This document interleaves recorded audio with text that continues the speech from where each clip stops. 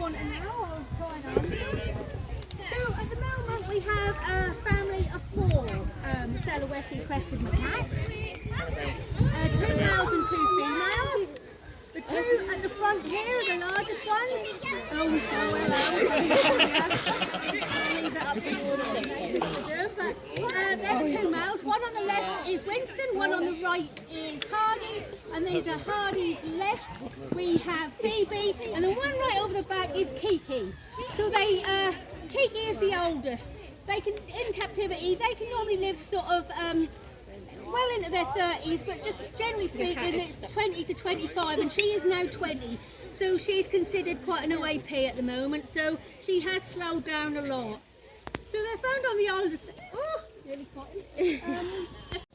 Small mammals, insects. Favourites are figs out there. Obviously, we give them. So they have youngsters about every 18 months. We have Sufu at the moment because these animals that you see today are all part of breeding programs, and if we're not given confirmation to breed them, females are implanted, so we will have no young.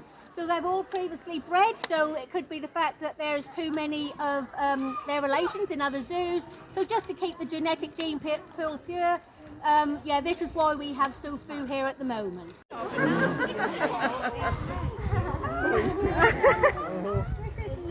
Lloyd and Ruby, and they are our puppies. So Lloyd is around about 15, and Ruby is a little younger, around about 11. And Gibbons could live between 30 and 40 years of age.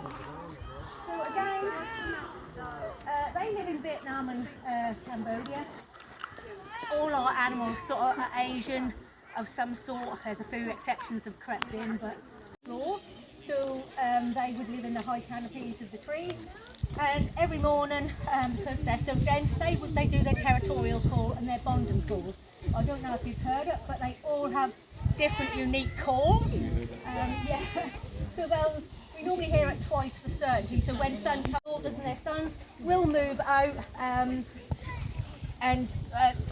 start their own families. And that's happened at the top. At the moment we have Griffin on his own. He's a white-handed gibbon, and he's just been pushed out of this family group over here, and we are just actively trying to move him to another part. Second year they would be out with the rest of the family. Dad would take more responsibility. Third year she's normally got another one. It's Sam, and that's Dad. And I think that's Mama.